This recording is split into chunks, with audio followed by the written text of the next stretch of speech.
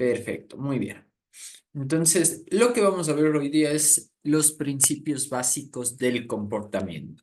Básicamente esto es en donde el entendimiento de esto es en donde se va a sentar nuestra práctica clínica, debido a que gracias a esto nosotros vamos a entender el por qué las personas hacen lo que hacen, piensan lo que piensan, sienten lo que sienten y todo lo relacionado al comportamiento. De esa forma vamos a poder entender por qué una persona está teniendo un problema psicológico y cómo podemos resolverlo. Muy bien. ¿Cuáles van a ser los temas de esta clase? Va a ser el aprendizaje uniestimular, que es la noción más básica del comportamiento, el condicionamiento respondiente, el reforzamiento, la extinción, el castigo y el control de estímulos. Muy bien. Primero, aprendizaje uniestimular. ¿Qué vamos a entender por aprendizaje uniestimular? Vamos a aprender cualquier modificación del comportamiento que se dé debido a la presentación repetida de un mismo estímulo, ¿ya? El comportamiento puede cambiar por fatiga, puede cambiar por algo que se llama adaptación sensorial, que es más o menos lo que pasa cuando las personas, por ejemplo, eh, se van a un nevado y dentro del nevado, o cuando están caminando en el nevado y están viendo solo nieve y nieve y nieve, hay un momento en el que sus receptores oculares dejan de receptar señal y se produce un cambio en la respuesta de percepción visual. Ahora, esos dos cambios que acabo de mencionar, que puede ser por fatiga o por adaptación sensorial, no se deben a un aprendizaje, pero el aprendizaje uniestimular es un cambio en el comportamiento, pero debido a una misma estimulación que nosotros vamos a tener.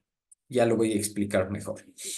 Vamos a tener nosotros una estimulación que es a la que vamos a llamar estímulo incondicional, que son estímulos sobre todo relevantes para nuestra especie. Son estímulos de tipo más o menos innatos que no necesitan de un aprendizaje de la persona, ¿ya?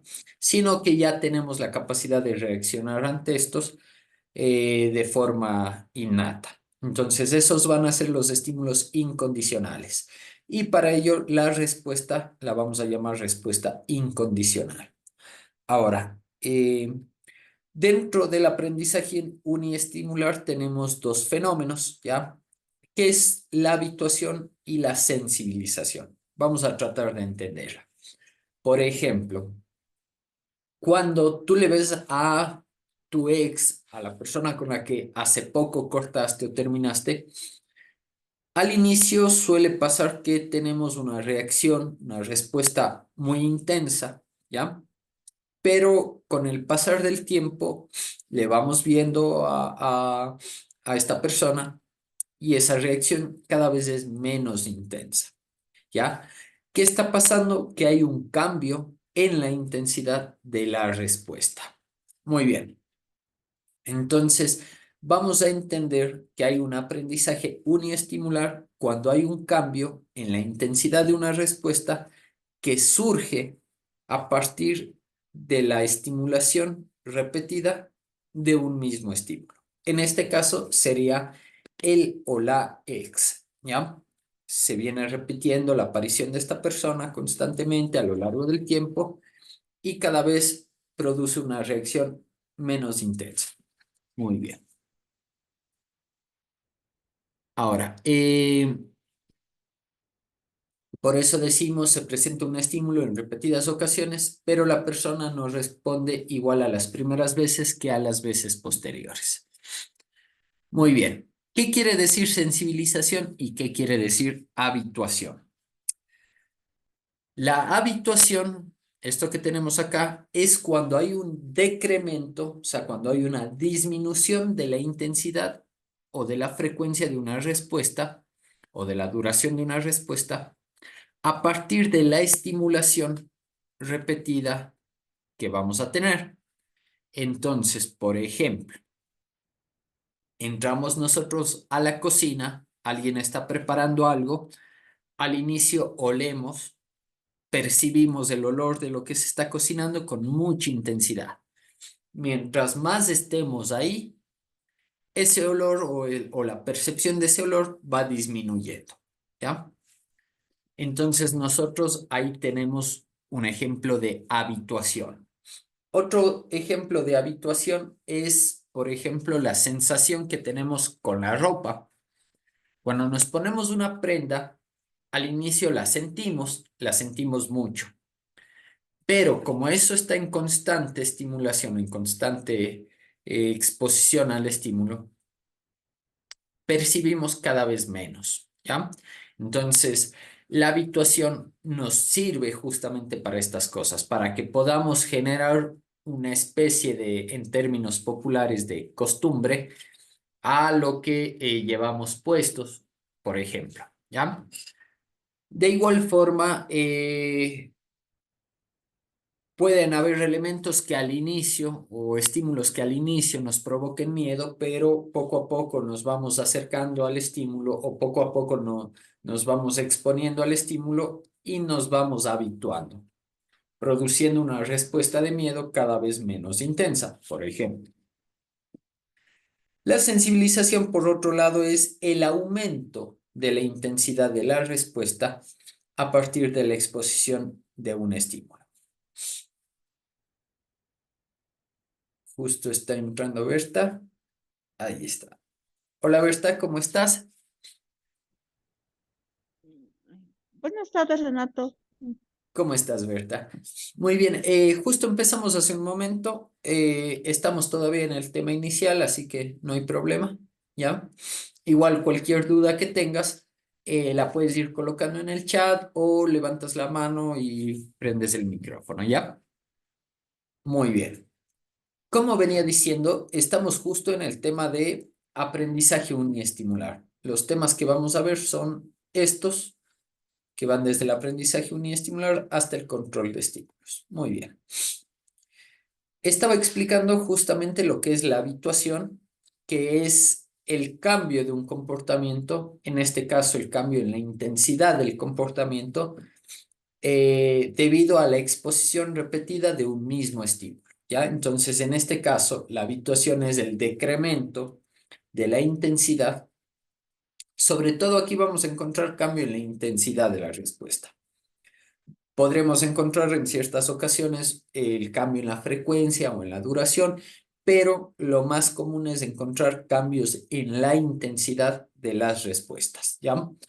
Por lo tanto, la habituación es un decremento en la intensidad de la respuesta debido a la exposición a un mismo estímulo, como por ejemplo cuando nos ponemos una prenda de vestir, al inicio la sentimos, pero poco a poco vamos dejando de percibirla.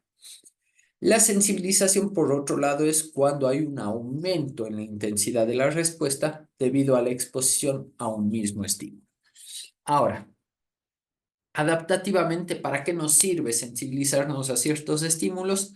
Pues bueno, pueden haber estímulos que nos provoquen daño, ¿ya? Entonces, por ejemplo, si yo tengo mi brazo roto y me estoy golpeando con algo el brazo, si eso se habitúa, voy a tener un mayor daño, pero como se sensibiliza, voy a tener más cuidado debido a que cada vez siento con mayor intensidad el dolor en el brazo cuando algo me toca, ¿ya? Entonces, la sensibilización sirve para que podamos justamente tener una respuesta más adaptativa ante algo que, por ejemplo, nos puede hacer daño. Entonces, recordemos, la intensidad en la sensibilización va a aumentar, en la habituación va a disminuir, ¿ya? Entonces, siempre que queramos reducir la intensidad de una respuesta, podemos buscar la habituación, que es la exposición repetida a un mismo estímulo en donde la intensidad de la respuesta disminuye, ¿ya? Muy bien, perfecto. Vamos con el siguiente tema. Condicionamiento respondiente. Esto es más conocido en las clases de psicología debido a que siempre nos enseñan lo del perro de Pavlov, ¿verdad? El experimento con la campana, la comida, etcétera. Ahora, algo que es importante es que nosotros entendamos cómo funcionó el descubrimiento del condicionamiento respondiente. Este condicionamiento también se conoce como condicionamiento clásico o condicionamiento pavloviano por Pavlov. ¿Ya? Muy bien. Gracias a este condicionamiento es por el cual nosotros podemos aprender, por ejemplo, la relación que hay entre la palabra mamá y la persona que es la mamá. ¿Ya? Podemos aprender la relación que hay entre distintos eventos, como por ejemplo el número uno y algo que queramos contar, ¿ya? O por ejemplo, la relación que podemos tener entre una señal de peligro y la posibilidad de que ocurra algo que sea peligroso, ¿ya? Muy bien. Entonces, ¿qué es lo que va a pasar en este tipo de aprendizaje? En este tipo de aprendizaje nosotros vamos a asociar dos estímulos, bueno, dos o más estímulos, ¿ya? Para que provoquen una respuesta específica, ¿ya? Aquí es importante que entendamos un término fundamental, que es el término de contingencia, ¿ya? ¿Qué es una contingencia? Una contingencia es una relación causal entre dos eventos, ¿ya? Tenemos el evento uno y tenemos el evento 2, ¿ya? Muy bien. Nosotros vamos a decir que hay contingencia entre estos dos eventos, por ejemplo, una contingencia positiva cuando, contingencia positiva, recuerden, cuando el evento uno cause o anticipe la aparición del evento 2, ¿ya? La aparición del evento 2. O sea, cuando esté presente el evento uno, va a haber una mayor probabilidad de que se presente el evento número 2. Entonces ahí decimos que hay una contingencia positiva, ¿ya? O sea, hay una gran probabilidad de que el evento uno esté causando la aparición del evento 2. Muy bien. Ahora, decimos que hay una relación de contingencia negativa cuando el evento uno anticipa o provoca que no aparezca el evento 2. ¿Ya? Vamos a ver, Natalia dice, como tal, ¿qué es la contingencia? Justamente eso, Natalia. Es la relación que hay entre eventos, es una relación de tipo causal y probabilística, ¿ya? O sea, cuando hablamos de contingencia positiva, estamos hablando de que hay una relación de que el evento uno cause la aparición del evento 2, ¿ya? O sea, hay una mayor probabilidad de que el evento uno cause la aparición del evento 2, ¿ya? O sea, cada que estemos ante el evento uno, habrá una mayor probabilidad de que aparezca el evento 2 en la contingencia positiva. En la contingencia negativa, esto es un menos negativo, hay una mayor probabilidad que cuando está presente el evento uno no aparezca el evento 2, ¿ya? Ya vamos a ir viendo ejemplos, pero esto es más o menos una noción que necesito que lo tengan muy presente, ¿ya? Muy bien. Teniendo en cuenta esto, vamos a ver los términos fundamentales o básicos que son del condicionamiento clásico, ¿ya? Tenemos esta terminología de aquí. No sé, Berta o Natalia, si ustedes saben a qué se refiere esta terminología de aquí, estas siglas de aquí? Sí, claro. Estímulo, ¿cómo se dice? Incondicional, estímulo neutro, estímulo condicionado, respuestas incondicionadas, respuestas condicionadas. Perfecto, muy bien, Natalia. Entonces, exactamente es así. Tenemos estímulo incondicional, respuesta incondicional, estímulo neutro, respuesta condicional, estímulo condicional, ¿ya? Muy bien, eso es lo que quiere decir cada uno de esos términos, perdón. Muy bien. Ahora, vamos a entender qué es lo que pasa, cuál es el proceso que ocurre en el condicionamiento clásico. El proceso que ocurre es el siguiente. Nosotros tenemos una respuesta específica, ¿ya? Que es la respuesta, en este caso, incondicional, ¿ya? Es una respuesta específica. ¿Qué surge cuando hay un estímulo incondicional? ¿Ya?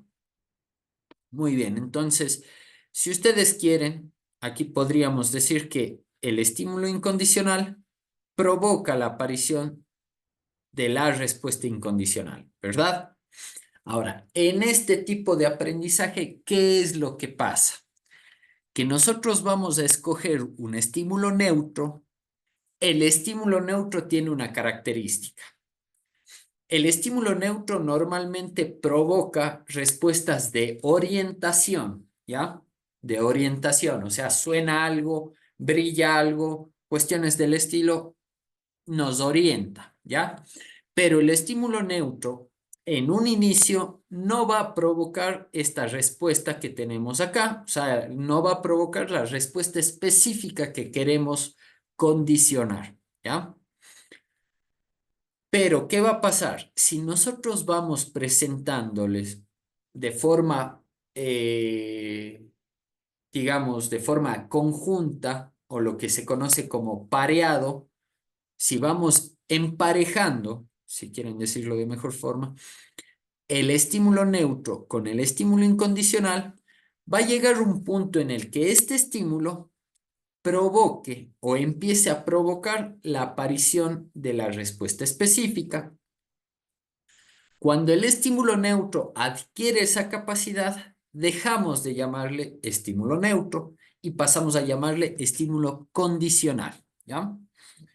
El estímulo condicional va a provocar esta respuesta específica, ¿ya? Pero esa respuesta que es específica, cuando sea provocada por el estímulo condicional, la vamos a llamar respuesta condicional. Y cuando sea provocada únicamente por el estímulo incondicional, va a llamarse respuesta incondicional, ¿ya? Entonces, en este tipo de condicionamiento no aprendemos nuevas conductas o nuevas respuestas. Lo que aprendemos es a que esas respuestas que ya habían aparezcan ante nuevos estímulos, ¿ya? Vamos a poner un ejemplo. Digamos que si yo le pongo, vamos a poner un ejemplo, por ejemplo, de laboratorio, ¿ya? Si yo tengo un ratón de laboratorio en una caja, ¿ya? Y en el piso de esa caja están colocados unos cables que emiten una descarga eléctrica. Obviamente es una pequeña descarga eléctrica, pero es una descarga eléctrica, ¿ya? Esa descarga eléctrica en el piso puede provocar la respuesta del ratón de saltar, ¿ya? Entonces, en ese momento tiene una respuesta de salto o sobresalto, ¿ya? Y vamos a suponer que yo tengo como estímulo neutro una luz verde, ¿ya? Esa luz verde obviamente tiene que ser detectada por el ratón porque si no, no hay cómo condicionar, ¿ya? Entonces, es detectada por el ratón, pero esa luz verde no provoca la respuesta de saltar, ¿ya? Pero si vamos emparejando en un procedimiento en el que aparece la luz verde y después aparece la descarga en el piso, va a llegar un momento en el que al aparecer la luz verde, el ratón empieza a saltar, a brincar, ¿ya? Una vez que la luz verde tiene la capacidad de provocar el salto en el ratón, dejamos de llamarle estímulo neutro y pasamos a llamarle estímulo condicional, ¿ya? Entonces tenemos la respuesta de saltar o brincar, ¿ya? Saltar. Muy bien. Cuando el salto se da por la descarga eléctrica, le llamamos a saltar respuesta incondicional, ¿ya? Porque está surgiendo a partir del estímulo incondicional. Entonces, esta será una respuesta incondicional. Pero si el salto se da a partir de la luz verde, a esta misma respuesta le vamos a llamar respuesta condicional, ¿ya? ¿Queda claro ahí, Natalia y Berta?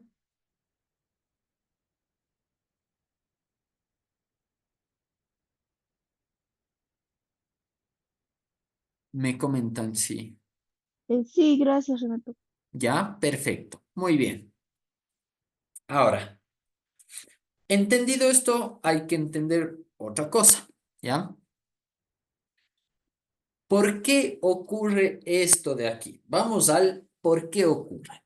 Si bien nosotros podemos decir, porque hay una asociación y ya, viene siendo un poquito más complejo. ¿Recuerdan lo de la contingencia? ¿Ya? Tenemos un evento 1 y un evento 2, ¿ya? Aquí es evento 1 y aquí es evento 2, ¿ya? Esto de acá termina pasando, o este condicionamiento se da debido a que el estímulo condicional tiene una relación de contingencia con el estímulo incondicional, ¿ya? ¿Por qué? Porque quiere decir que, por ejemplo, nosotros vamos a hablar de estímulo condicional positivo, ¿ya? Positivo, cuando este estímulo condicional predice, perdón, esta es una flecha. Cuando el estímulo condicional predice la aparición del estímulo incondicional, ¿ya? Entonces les pongo un ejemplo. Las personas que tienen mascota normalmente suelen ver que hacen sonar una funda y aparece de la nada su mascota, su perro o su gato. ¿Por qué? Porque el perro aprendió a asociar el sonido de una funda con el estímulo de comida, ¿ya? Entonces asoció dos estímulos. El sonido de la funda con el estímulo de comida, ¿ya? Entonces, ¿qué asoció el perro? Asoció que el estímulo condicional, que es el sonido de la funda, predice la aparición de un estímulo incondicional, que sería la comida, ¿ya? Entonces, si bien el estímulo condicional provoca la respuesta condicional, la provoca debido a que el organismo asume que aparecerá este estímulo de acá, ¿ya? O sea, el estímulo incondicional, ¿ya? O sea, por ejemplo, en el ejemplo del ratón, el ratón aprendió a que el evento 1, que es la luz verde, anticipa o prevé la aparición de un estímulo 2 o de un evento 2, digamos, que sería la descarga eléctrica, ¿ya? Que sería el estímulo incondicional. Es por eso que el estímulo condicional tiene esa capacidad o adquiere la capacidad de provocar esa respuesta.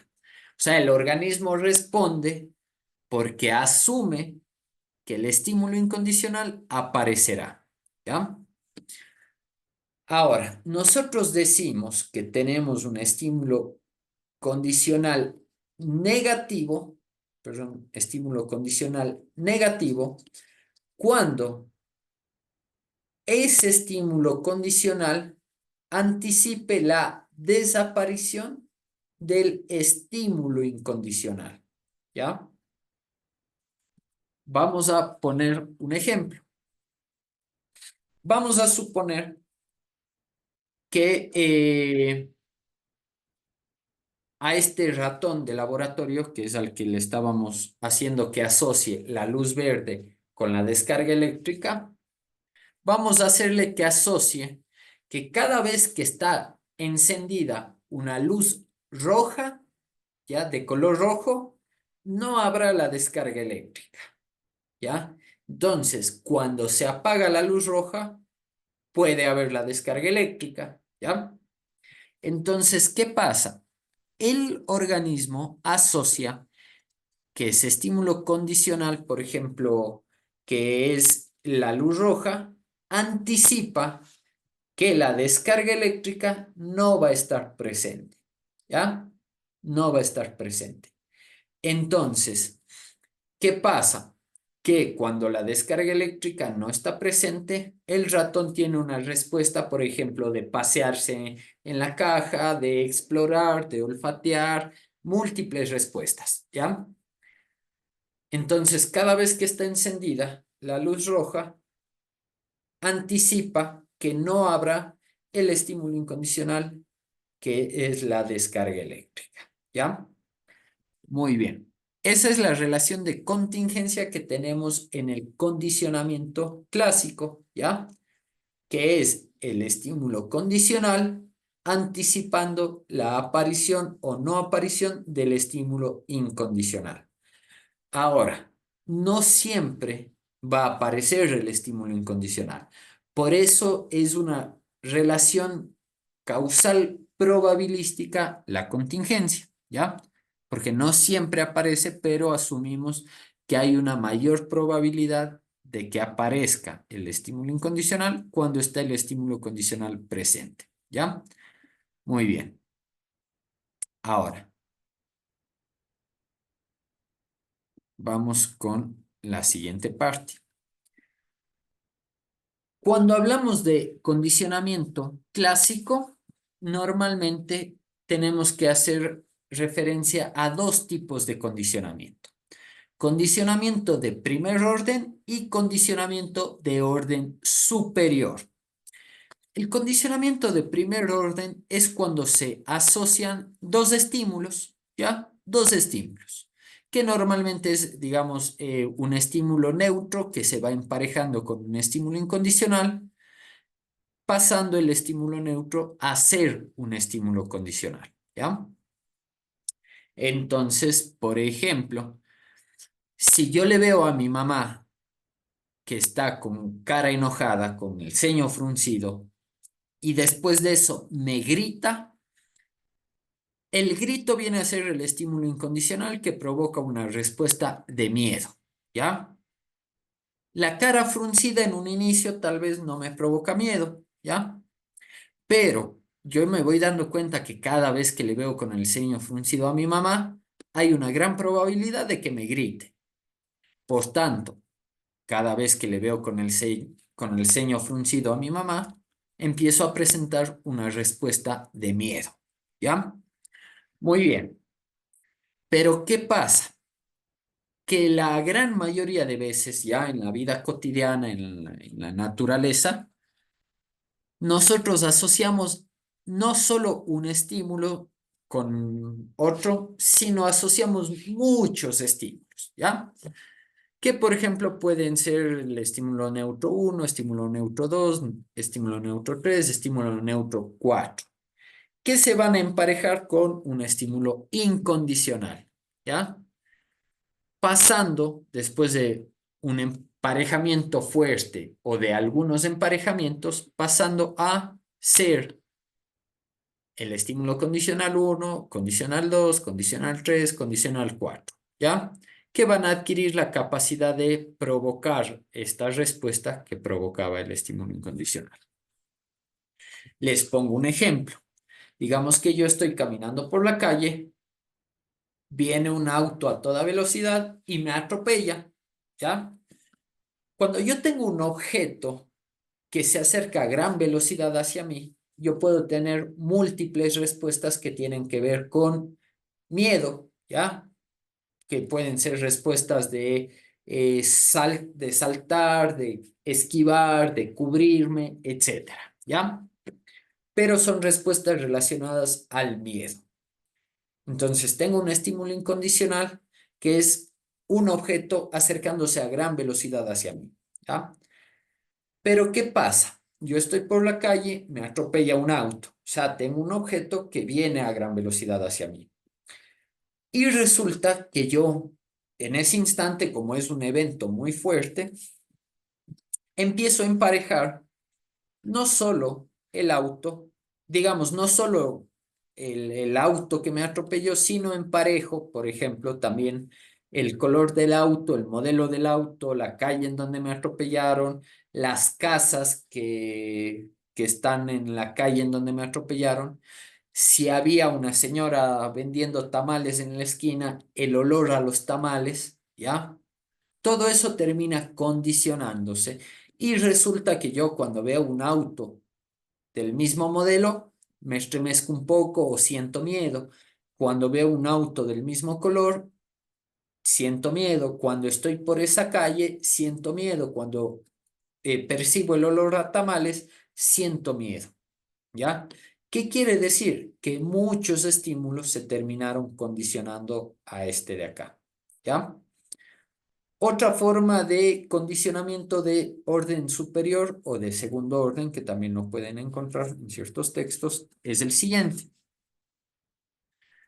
Digamos que yo tengo un emparejamiento entre un estímulo incondicional con un estímulo neutro 1, provocando que ese estímulo sea el estímulo condicional 1, ¿ya? Entonces hay un emparejamiento solo entre estos dos, ¿ya? Solo entre estos dos. Pero después yo empiezo a emparejar este estímulo número 1 con este estímulo número 2, ¿ya? Entonces, después de un tiempo, yo voy a tener que este estímulo número 2 también provoca la respuesta específica que tenemos acá. Después yo puedo asociar entre estos y después entre estos, ¿ya? Y termino teniendo un condicionamiento de orden superior, ¿ya? O sea, estos de aquí, el 2, el 3 y el 4, no los emparejé con el estímulo incondicional, pero sí los emparejé con el estímulo condicional antecedente, o sea, el de menor orden, ¿ya? Por ejemplo, el 2 con el 1, el 3 con el 2, el 4 con el 3, ¿ya? También puedo hacer ese emparejamiento. Muy bien. Entendido eso, vamos al siguiente tema. Las respuestas emocionales normalmente son respuestas condicionadas, ¿ya? O sea, tenemos un repertorio más o menos innato de respuestas emocionales, o sea, por ejemplo, de miedo, ansiedad, felicidad, ira, ¿ya? Entre otras emociones. Pero, ¿qué es lo que pasa? Estas emociones se van condicionando a diversos estímulos que se dan a lo largo de nuestra vida. Entonces, eh, les pongo un ejemplo. Digamos que hay una persona que nos gusta, ¿ya? Esa persona que nos gusta nos provoca alegría, o sea, tener el estímulo de la persona que nos gusta nos provoca alegría. Pero esa persona utiliza un perfume específico de cierta marca, ¿ya? Ahora, cuando yo percibo ese olor, puedo sentir alegría, ¿ya? ¿Por qué? Porque se condicionó el perfume con la persona y por lo tanto tengo la respuesta emocional, ¿ya? De la misma forma, si esa persona se suele vestir de tal manera y yo veo a alguien vestido de esa manera en la calle, yo puedo sentir alegría. ¿Por qué? Porque esa respuesta emocional se condicionó, ¿ya? Entonces es por eso que también cuando ustedes escuchan una notificación en su celular a cierta hora del día, Ustedes se pueden emocionar, se pueden enfadar, se pueden sentir mal, dependiendo con qué se haya condicionado el sonido de la notificación y esa hora del día, ¿ya? O sea, si es una hora del día a la que normalmente me escribe mi jefe a molestarme con cosas del trabajo, pues yo escucho la notificación a esa hora del día y ya me fastidio, ¿ya? O si es una hora a la que la persona que me gusta me escribe, pues puedo sentir alegría, ¿ya? Ahora, la extinción en el condicionamiento respondiente clásico o pavloviano, ¿cómo se da? Recuerden que nosotros tenemos una relación de contingencia, ¿verdad? Eh, en donde, en donde este estímulo de acá predice la aparición o desaparición de este estímulo de acá, ¿verdad? Ahora, ¿qué pasa si nosotros presentamos muchas veces este estímulo de aquí sin que aparezca este estímulo de acá? En el caso, por ejemplo, de que tengamos un estímulo condicional positivo, que lo que hace es anticipar la aparición del estímulo de acá, pero lo presentamos tantas veces hasta un punto que este ya no aparece, lo que va a pasar es que este estímulo de acá va a perder la capacidad de provocar esta respuesta, ¿ya? Les pongo un ejemplo. Ustedes tienen una mascota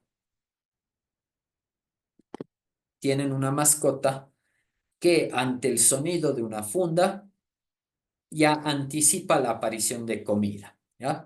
Pero ¿qué pasa si ustedes durante 2 meses provocan el sonido de la funda, pero no hay comida? Día a día durante 2 meses. Sonido de funda, pero no hay comida. Sonido de funda, no hay comida. ¿Qué es lo que va a pasar? Que va a llegar un punto en el que el perro ya no responda ante el sonido de la funda, porque obviamente ya ha ido aprendiendo a que ya no anticipa la aparición de la comida, ¿ya? Entonces, por ejemplo, ahí se va a dar una extinción, ¿ya? De igual forma, si yo tengo un estímulo condicional negativo, ¿ya? O sea que ese estímulo condicional negativo lo que me anticipa es la desaparición del estímulo incondicional. Si nosotros presentamos el estímulo incondicional junto con el estímulo condicional negativo muchas veces, este va a perder su capacidad de predicción, por lo tanto se va a ir perdiendo esa relación de contingencia y por lo tanto ya no va a tener la posibilidad de provocar la respuesta que provocaba, ¿ya? Muy bien, continuemos. Reforzamiento. Este es otro de los principios básicos del comportamiento. Y como principio básico lo vamos a entender de la siguiente manera. Primero vamos a entender que el reforzamiento, o sea, el término reforzamiento es un proceso, ¿ya? Es un proceso. Entonces, el reforzamiento tenemos que tener claro que es un proceso, ¿ya? Segunda característica del reforzamiento. El reforzamiento fortalece una conducta. ¿A qué nos referimos con fortalece una conducta? Nos referimos a que una conducta que es sometida a un proceso de reforzamiento tiene mayor probabilidad de aparecer en el futuro y de que esta conducta se incremente en intensidad, duración o frecuencia. ¿Ya? Muy bien. Denme un segundo que tuve en sesión en la mañana y ya me incomoda un poco los audífonos. Tercera característica del reforzamiento. Se debe a las consecuencias. O sea, hay una respuesta, ¿ya? O sea, tenemos una respuesta y esta respuesta provoca unas consecuencias, ¿ya? Entonces, el reforzamiento se va a dar por las consecuencias. O sea, en estas consecuencias va a haber algo que provoque el fortalecimiento en la conducta o en la respuesta. ¿Ya? Muy bien. Elementos para saber si estamos ante un reforzamiento. Número 1, ocurrencia de un comportamiento específico. Siempre acuérdense que lo que vamos a analizar es un comportamiento específico. El comportamiento es un continuo, pero para analizarlo tenemos que tratar de identificar, por ejemplo, una parte de ese continuo específica y eso es lo que vamos a analizar. ¿Ya? Muy bien. Comportamiento específico. Segundo elemento, ocurrencia de una consecuencia inmediatamente posterior. O sea, hay un comportamiento, hay una respuesta de un organismo, de un sujeto, de una persona, y después de eso hay una consecuencia, ¿ya? Y tercer elemento, tiene que haber un fortalecimiento de la conducta. Si yo estoy ante una consecuencia, pero después no sé si la conducta se fortaleció o no, yo no puedo asegurar que estoy ante reforzamiento, ¿ya? Tengo que saber que haya fortalecimiento de la conducta. Les pongo este ejemplo, ¿ya? Y ustedes me van respondiendo, Berta y Natalia. Un niño llora por la noche al momento de acostarse. Sus padres llegan a consolarlo. El niño llora más a menudo al momento de acostarse, ¿ya? Entonces, vamos a tratar de identificar cuál sería la conducta específica.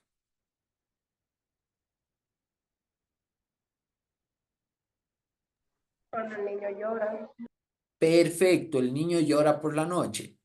¿Cuál sería la consecuencia posterior a la conducta?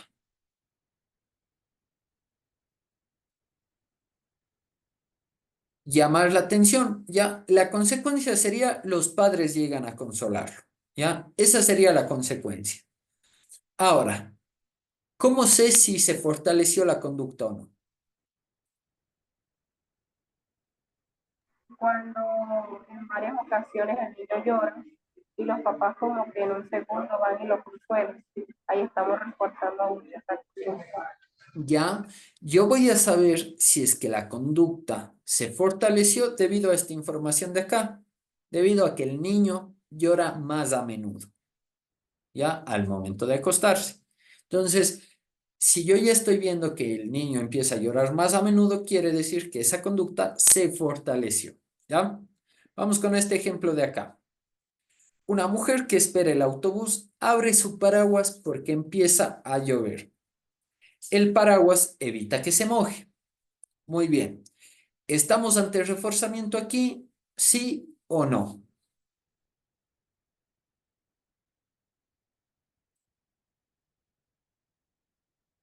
¿Qué me dice? Berta me dice que sí. Muy bien. Vamos, Berta, con lo siguiente.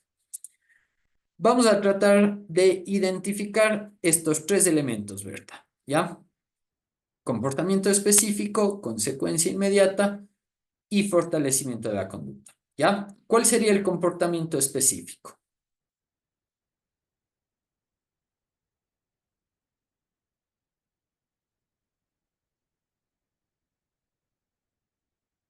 Que saque la la paraguas para protegerse de la lluvia.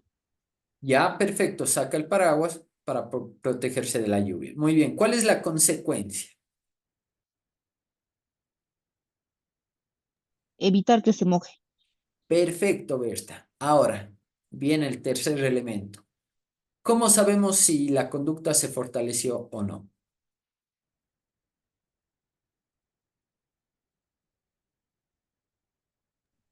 Cada vez que, bueno, va a pensar que cada vez que va a llover tiene que sacar la paraguas para protegerse de la Ya, lluvia. perfecto. Ahora, Berta, ahí viene una cosa.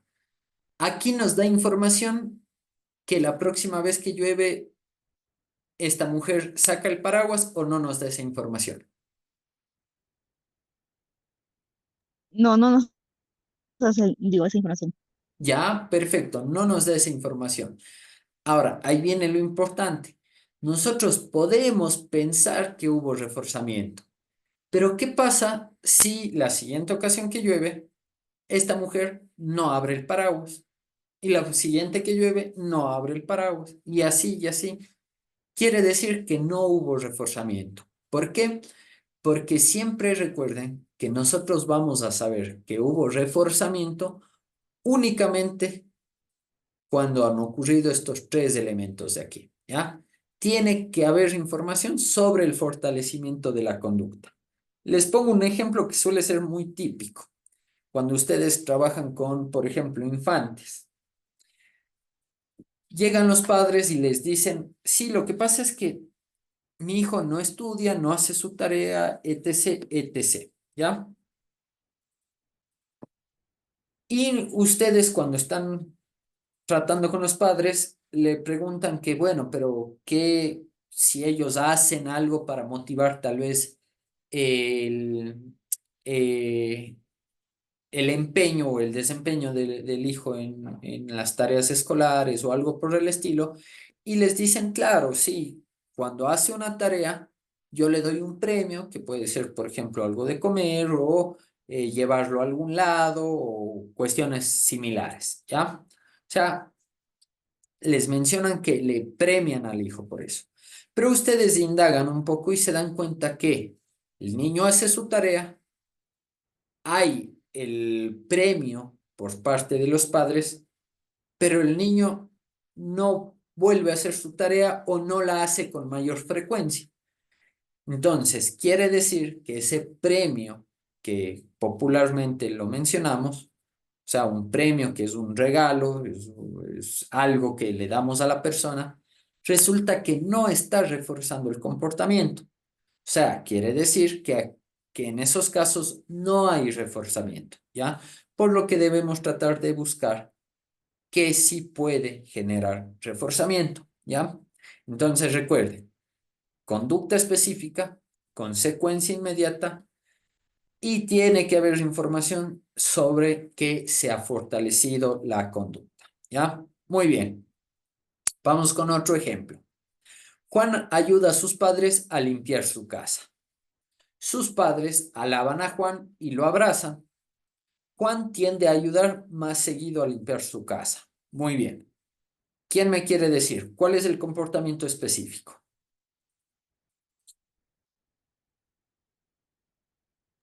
Lavar los platos. Limpiar su casa, ¿ya?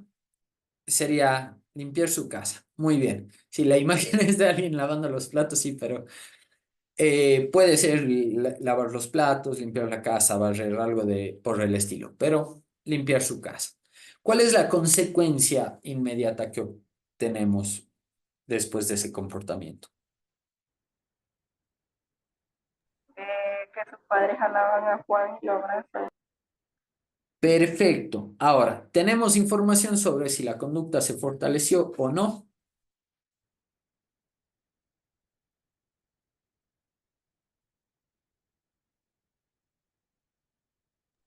Al parecer sí, porque cada vez que Juan limpia su casa, sus papás como que lo ayudan, o sea, lo abrazan, le dan Ya, cariño, le dan amor. la información sería Juan tiende a ayudar más seguido a limpiar la casa. ¿Ya? Esa es la información que nos muestra que hubo fortalecimiento. ¿Ya? Muy bien.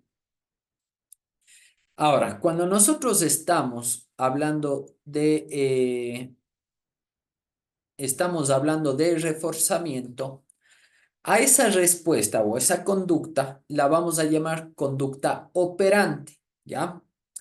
Y a la consecuencia en el reforzamiento. A la consecuencia la vamos a llamar reforzador, ¿ya? No refuerzo, ¿ya? No refuerzo, reforzador.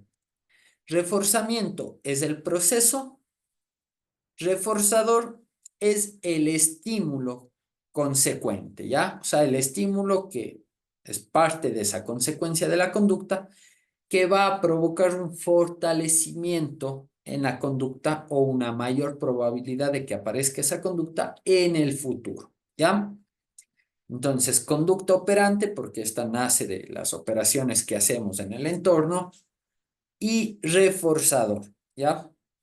debido a que es un estímulo que adquiere la propiedad de aumentar la probabilidad de que esta conducta operante aparezca en el futuro. ¿Ya? Muy bien. Ahora, aquí vamos a tener que tener en cuenta algo. Cuando nosotros vemos las consecuencias de un comportamiento, estamos hablando de estímulos, ¿ya?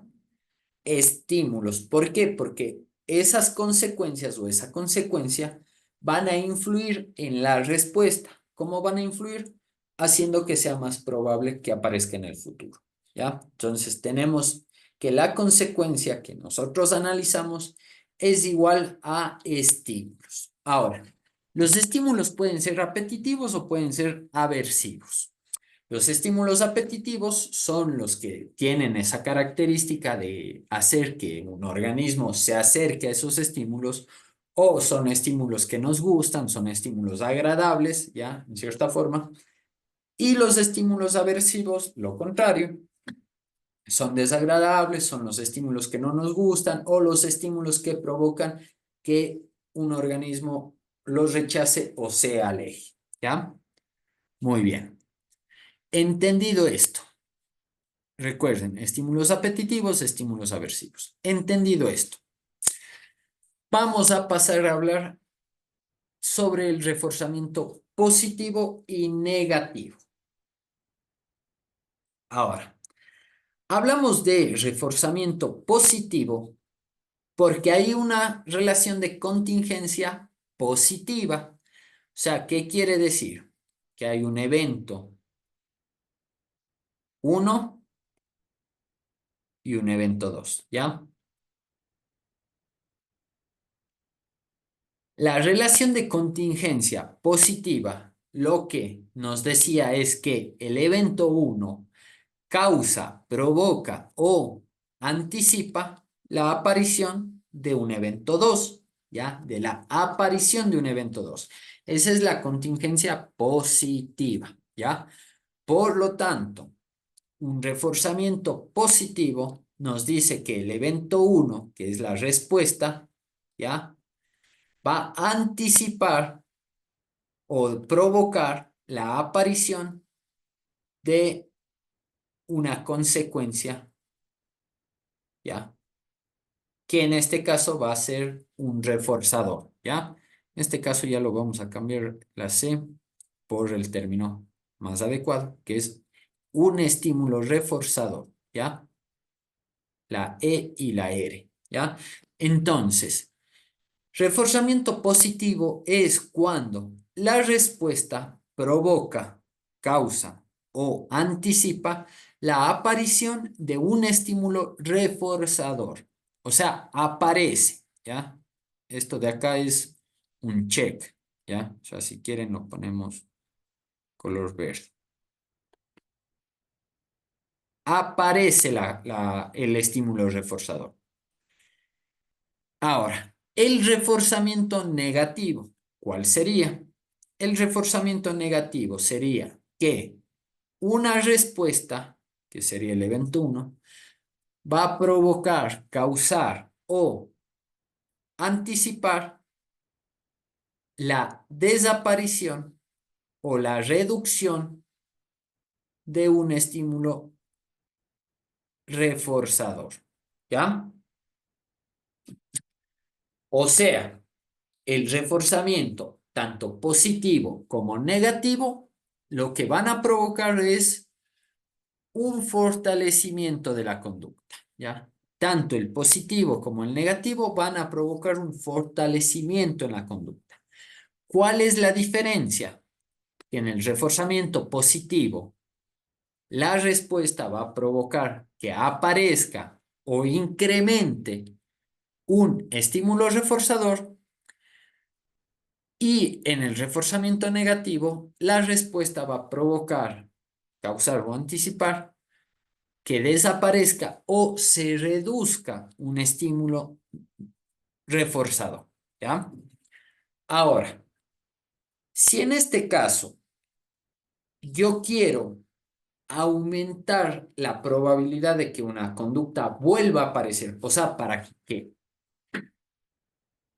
una conducta se vuelva a repetir en el futuro, ¿ya? ¿Qué tipo de estímulos tendrán que aparecer? ¿Apetitivos o aversivos? ¿Qué me dicen ustedes?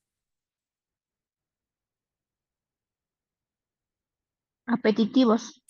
Perfecto, Berta. Apetitivos. ¿Por qué? Porque si yo realizo una acción y aparece un estímulo aversivo, lo más probable es que yo no quiera repetir esa acción, ¿ya? Ahora, si yo quiero que una persona vuelva a repetir esa acción que acaba de realizar en un futuro, pero como consecuencia yo voy a quitar o reducir un estímulo, ¿qué tipo de estímulo tengo que reducir o quitar? ¿Apetitivo o aversivo?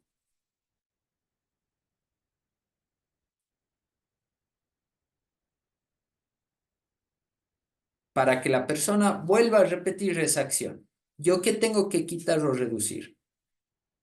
¿Algo apetitivo o algo aversivo? Aversivo. Exactamente, algo aversivo, ¿ya? Vamos a poner un ejemplo. Tanto Berta como Natalia traten de decirme algo que les guste mucho, alguna cosa que les guste mucho.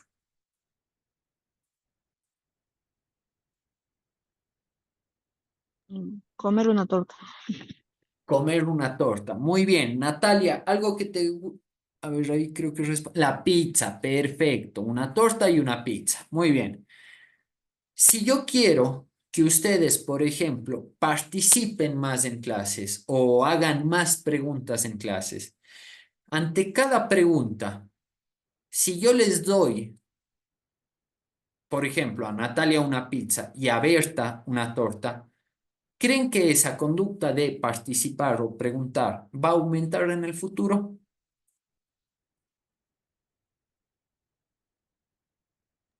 Sí, claro. Ya, perfecto, exactamente. Tanto como dice Berta como dice Natalia. Sí, muy bien, va a aumentar. Ahora cuéntenme algo que no les guste, ya, que no les guste para nada. Alguna cosa particular que no les guste.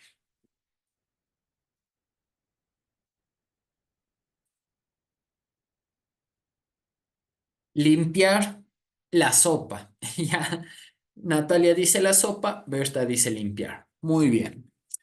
Ahora, si yo quiero que, por ejemplo, ustedes participen más, yo les puedo decir, mira, si ustedes preguntan más en clases o participan más en clases, Natalia, tú no vas a comer sopa y Berta, tú no vas a limpiar, ¿ya? O sea, les estoy quitando o les puedo decir, vas a comer mucha menos sopa o vas a limpiar muchas menos horas a la semana.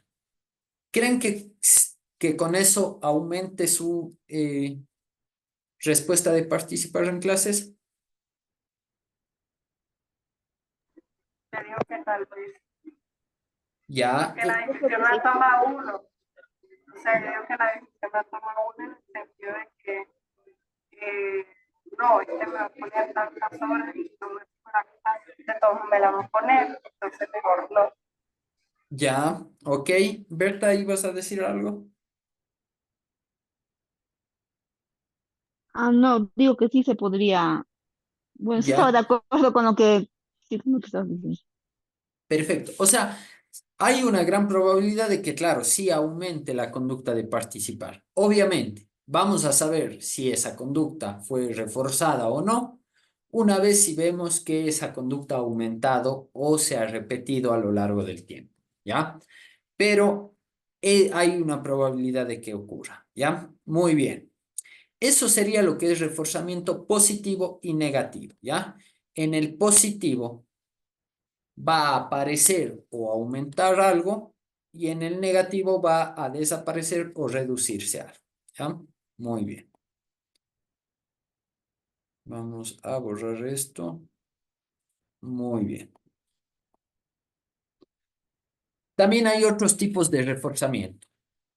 Por ejemplo, reforzamiento social tiene que ver con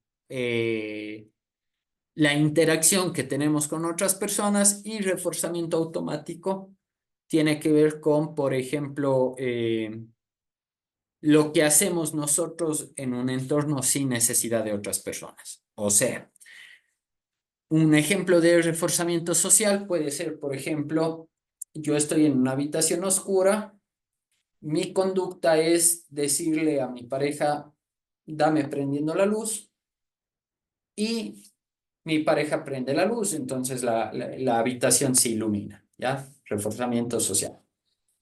Reforzamiento automático tiene que ver con, entro a una habitación oscura, le doy al interruptor y se enciende la luz, ¿ya? De la misma forma, yo puedo decirle a una persona que viva conmigo, dame calentando la sopa se calienta. Eso es reforzamiento social. Automático sería yo coger la sopa, ponerla en el microondas o en el horno, como prefieran, y calentarla, ¿ya? Reforzamiento automático. Muy bien. Otras formas de reforzamiento social son las que ya tienen que ver con las interacciones. Por ejemplo, yo saludo con alguien y esa persona me saluda. Reforzamiento social. Necesito de otra persona para que haya reforzamiento, ¿ya? Muy bien. Ahora, dentro del reforzamiento negativo, que es en donde quitamos o reducimos algo que puede ser aversivo, tenemos dos tipos de conducta que suelen ser reforzadas de forma negativa. Las conductas de evitación y las conductas de escape, ¿ya? La evitación, me anticipo a algo que no me gusta, ¿ya? O que me parece incómodo o que es aversivo, y por lo tanto no entro en contacto con ese estímulo, por lo tanto ese estímulo desaparece, ¿ya? O ni siquiera llega a aparecer, o sea, me anticipo, evito y no aparece ese estímulo aversivo, ¿ya? Y las conductas de escape son esas que, por ejemplo, ya estoy en contacto con un estímulo aversivo y realizo alguna acción que provoca que yo ya no esté en contacto con dicho estímulo, ¿ya? Entonces, conductas de evitación, por ejemplo, digamos que a mí me da muchos nervios interactuar con, con las personas, ¿ya? Y hay una fiesta. No voy a la fiesta, o sea, me anticipo, evito la fiesta, por lo tanto, la consecuencia es que no interactúo con personas y de esa forma, digamos, se reduce la incomodidad. O digamos que yo ya estoy en la fiesta y finjo que me llaman y digo, me tengo que ir y me voy. Escapo de la situación, por lo tanto, ya no estoy en contacto con la situación aversiva, ¿ya? Muy bien. Vamos a tratar de hacer unos ejercicios, ¿ya? Una persona que se siente ansiosa ante una presentación en clases finge sentirse mal y pide ir a la enfermería, ¿ya? O sea, la persona está ya presen- en la presentación, o sea, está exponiendo en clases. Finge que se siente mal y se va a enfermería. ¿Qué sería? ¿Conducta de escape o evitación? ¿Qué dirían ustedes?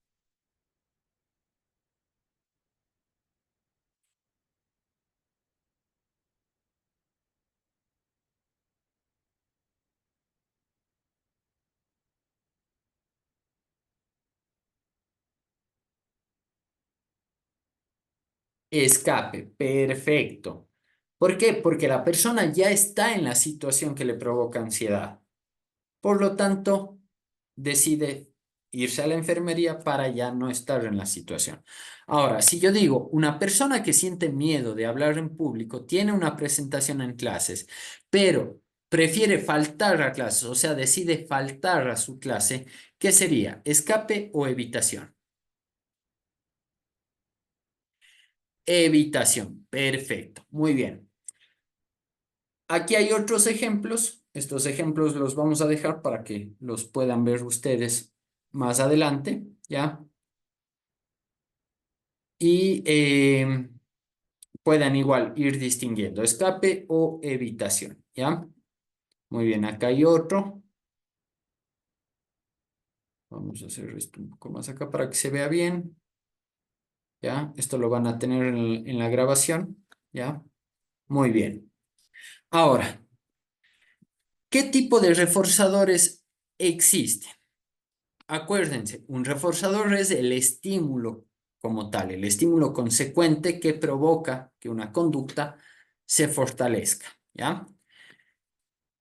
Los reforzadores hay incondicionales, incondicionados o primarios o condicionados o secundarios, ¿ya? Hay esos dos tipos de reforzadores. Incondicionado o primario es lo mismo, condicionado o secundario es lo mismo. Por ejemplo, para alguien puede ser un reforzador algo de comer, eso sería un reforzador primario, ¿ya? No necesitamos tener un aprendizaje para que esto nos resulte placentero. Y